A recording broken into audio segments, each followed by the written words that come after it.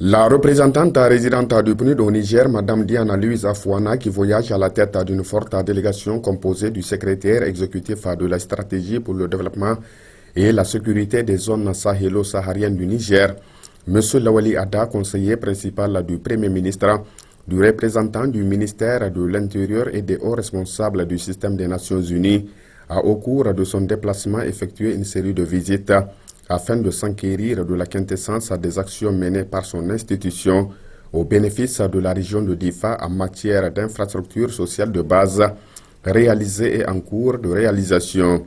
Il s'agit ici des salles de classe dans la commune urbaine de Difa, d'un centre de santé intégré de type 2 sur un camp de déplacés dans la commune rurale de Chetimari, du chantier de construction du lycée technologique de Difa, dont les travaux sont à un niveau d'exécution très avancé, et du siège du Conseil régional de la jeunesse, construit et équipé par le Programme des Nations Unies pour le développement.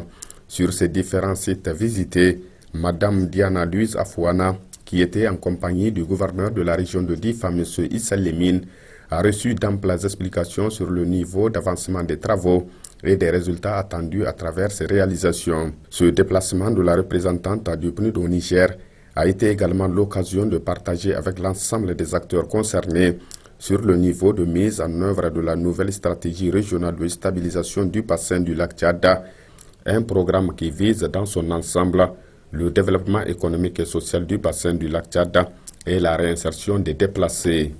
Cette facilité contribuera à assurer la collaboration civilo-militaire et la mise en œuvre des plans d'action territoriaux en vue d'une stabilisation immédiate des zones ciblées.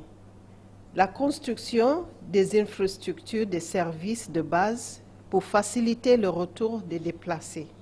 Le renforcement des moyens de subsistance à travers l'autonomisation économique des populations touchées par la crise, surtout les jeunes et les femmes.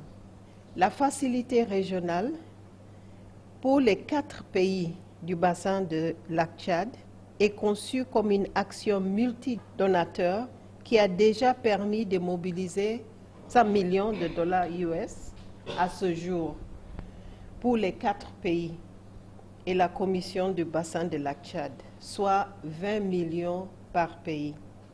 Les donateurs sont la République fédérale de l'Allemagne, la Suède, le Royaume-Uni et l'Union européenne. La mise en œuvre de ce programme nécessite des ressources et une présence sur le terrain. C'est ainsi que le PNUD a décidé d'établir ici à Difa et très bientôt un sous-bureau doté d'une équipe chargée de mettre en œuvre le programme de la stabilisation.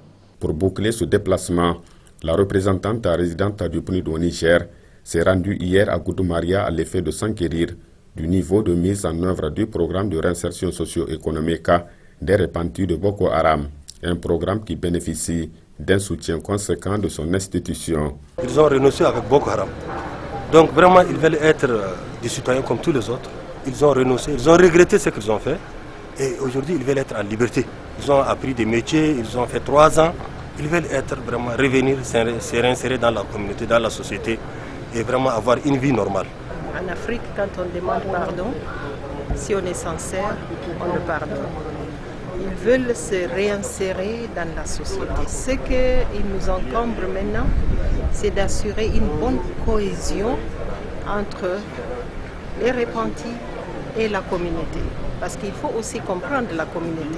Il faut leur donner la confiance que la personne qui s'est repentie a vraiment repenti, qu'il regrette ses actions et voir une façon dont les deux peuvent se cohabiter en dépit de peine, en dépit de difficultés.